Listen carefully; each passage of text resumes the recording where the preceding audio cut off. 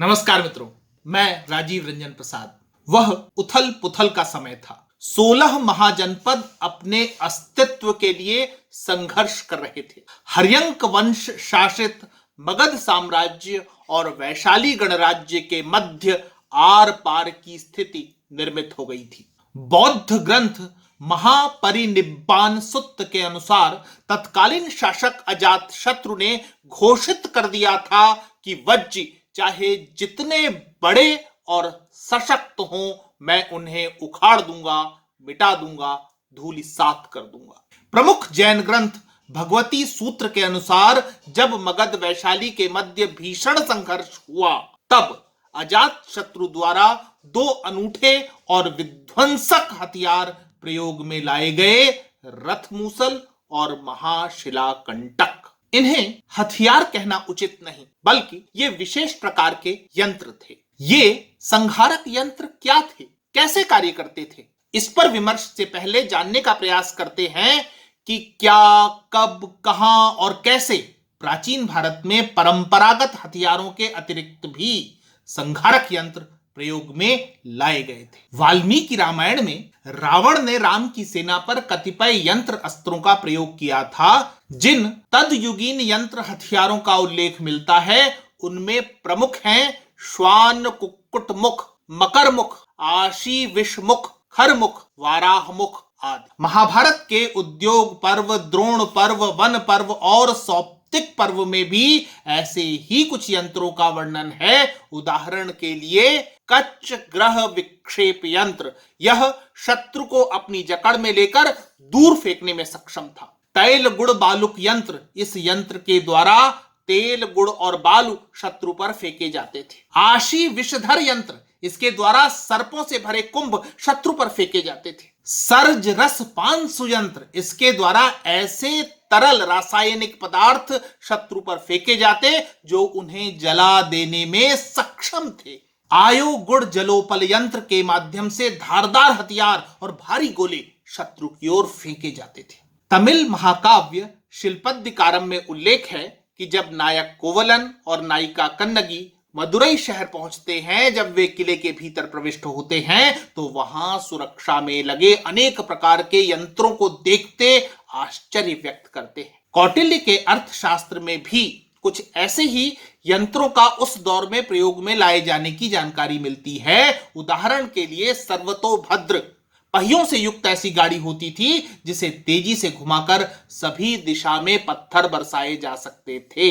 जामदग्नि एक ऐसा बड़ा सा यंत्र था जो एक साथ बड़ी संख्या में बाण विशिष्ट दिशा में छोड़ सकता था। संघाटी किले में अथवा निर्दिष्ट स्थलों पर आग लगाने के लिए प्रयोग में लाया जाने वाला यंत्र था। आग बुझाने के लिए 50 हाथ लंबा एक विशिष्ट यंत्र उपयोग में लाया जाता था, जिसे पर्जन्यक कहते थे। चाणक्य द्वारा उल्लेखित यंत्रों की श्रृंखला लंबी है, जिसमें स्थित यंत्र, बहुमुख, यानक, चल यंत्र, अर्धबाहु, पांचालिक, देवदंड, सुकरिका आदि प्रमुख हैं। विषय पर लौटते हैं। अजात शत्रु के प्रतिपक्ष में वैशाली के गणाध्यक्ष चेटक और उनके सहयोगी 9 लिच्छवी, 9 मल, काशी, कौशल तथा उनके 18 गणराज्यों की सम्मिलित सेनाएं थी। भगवती सूत्र दोनों ओर की सेनाओं के मध्य प्रथम भिड़ंत को महाशिलाकंटक संग्राम निरूपित करता है। महाशिलाकंटक ऐसा यंत्र था जो बड़ी बड़ी शिलाओं को शत्रु सेना की ओर फेंकने में सक्षम था। इस यंत्र से योजना बनाकर हाथियों की ओर बड़े बड़े पत्थर चट्टानों को उछाला गया, जिससे वे विचलित हो अपनी ही सेना को कुचल दें। घुड़सवार टुकड़ियों की ओर पत्थर उछाले गए, जिससे उनकी गति अवरुद्ध हो, वे स्वयं को असहाय महसूस करें और इस व्यवधान का लाभ उठाकर मगध की सेना अबाध गति से आगे बढ़ती रहे। महाशिलाकंटक ने मगध को बढ़त तो दिलाई, लेकिन निर्णायक रूप से वज्जी संघ को पराजित नहीं किया जा सका। वैशाली पर अगला आक्रमण अधिक तैयारी और नए हथियार रथ मूसल के साथ किया गया। यह स्वचालित यंत्र था जिसके घूमते हुए चक्र विभिन्न प्रकार के धारदार अस्त्र शस्त्र से सज्जित थे। इसे बिना घोड़ों और सारथी के चलने वाला यंत्र बताया गया है। यह यंत्र इधर उधर तेजी से घूमता हुआ शत्रु सेना का संहार करता था। हो सकता है कि यह यंत्र स्वचालित न होकर मानव चालित हो। यंत्र के भीतर कोई व्यक्ति बैठकर उसे मिल रहे निर्देशों के अनुरूप संचालित कर रहा हो। भगवती सूत्र के अनुसार स्वयं भगवान महावीर यह मानते हैं कि महाशिलाकंटक और रथ मूसल ऐसे यंत्र हथियार सिद्ध हुए जिनका वज्र संघ के पास कोई उत्तर नहीं था। लगभग 480 ईसा पूर्व में अंततः मगध का वैशाली पर निर्णायक अधिकार हो गया।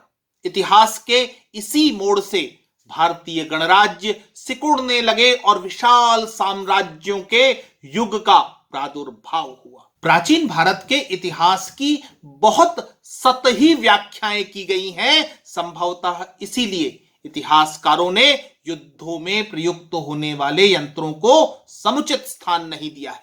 इसका एक कारण यह भी हो सकता है कि औपनिवेशिक काल में अंग्रेज इतिहासकारों ने भारत में यंत्रों की उपलब्धता और प्रयोगों को जानबूझकर अनदेखा किया, क्योंकि इससे उनके श्रेष्ठता बोध को ठेस पहुंचती थी। पाश्चात्य इतिहासकार बैशम अपनी पुस्तक studies in Indian history and culture में महाशिलाकंटक यंत्र को केवल इसलिए अविश्वसनीय मानते हैं क्योंकि पश्चिम एशिया में सिकंदर के काल तक उन्हें ऐसा दूसरा उदाहरण नहीं मिलता।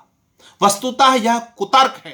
पाश्चात्य तथा वामपंथी इतिहासकारों ने अपनी इच्छा के अनुसार किसी साहित्यिक साक्ष्य को इतिहास मान लिया तो किसी को मिथक। इतिहास लेखन में बहुत पिक एंड चूज हुआ है। अजात शत्रु ने वैशाली पर हमला किया, यह इतिहास का हिस्सा है, लेकिन उसने रथ मूसल और महाशिलाकंटक जैसे यंत्रों का उपयोग किया। इसे अविश्वसनीय की तरह उल्लेख मात्र कर दबा छिपा दिया गया। क्यों? मित्रों, आज इतना ही। फिर मिलता हूं ऐसी ही किसी कहानी के साथ। अगर आपको मेरा यह चैनल पसंद आ रहा है तो कृपया इसे सब्सक्राइब करें। आप इस कहानी को लाइक या शेयर भी कर सकते हैं। नमस्कार।